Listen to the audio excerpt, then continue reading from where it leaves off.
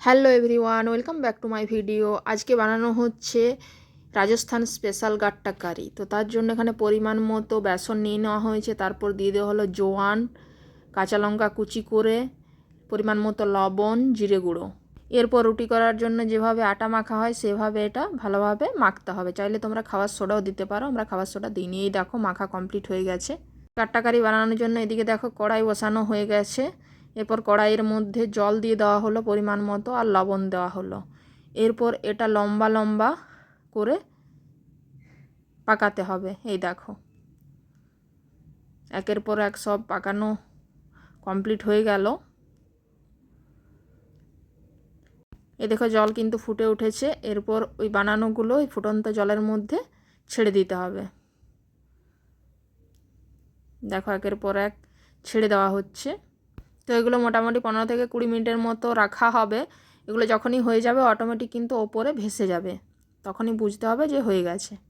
আর গাট্টা কারি বানানোর জন্য এখানে দুটো মিডিয়াম সাইজের পেঁয়াজ আর একটা রসুন নিয়ে নেওয়া হয়েছে। আর এখানে দেখো এগুলো হয়ে গেছে। তো এরপর এগুলো তুলে নেওয়া হচ্ছে। দেখো কি সুন্দর এগুলো হয়ে গেছে। তো এরপর এগুলোকে পিস পিস করে কেটে নেওয়া হবে।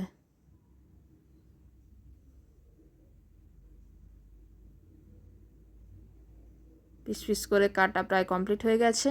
এদিকে আবার কড়াই বসানো হয়ে গেছে। কড়াই কিন্তু গরম হয়ে গেছে। এরপর ওগুলো ভাজার জন্য সর্ষের তেল পরিমাণ মতো নিয়ে নেওয়া হলো।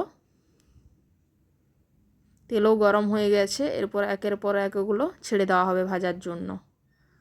তো খুব ভালোভাবে লাল লাল করে এগুলো কিন্তু ভেজে নেওয়া হবে। এই দেখো ভাজা কিন্তু কমপ্লিট হয়ে গেছে। এরপর এগুলো তুলে নেওয়া হবে।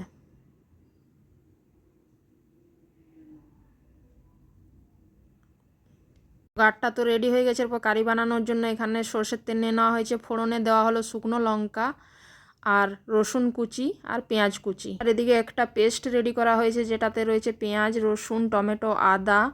তো এই পেস্টটাও দিয়ে দেওয়া হলো। তো এটা ভালোভাবে এরপর ভেজে নেব।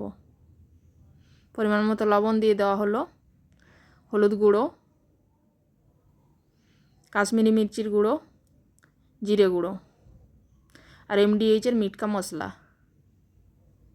এর স্বাদকে আবার দ্বিগুণ করে তুলবে। দেখো মশলাটা ভাজা কিছুটা হয়েছে। এরপর জল দিয়ে দিয়ে আবার মশলাটা ভালোভাবে ভাজা হবে। মশলা ভাজা হয়ে গেছে, ওপর থেকে তেল ছেড়ে দিয়েছে। এরপর আরও হালকা জল দিয়ে দেওয়া হলো। এরপর গাট্টাগুলো দিয়ে দেওয়া হবে। এরপর কিছুক্ষণ এটা আবার ফুটতে থাকবে, তারপর এটা নামিয়ে নেওয়া হবে।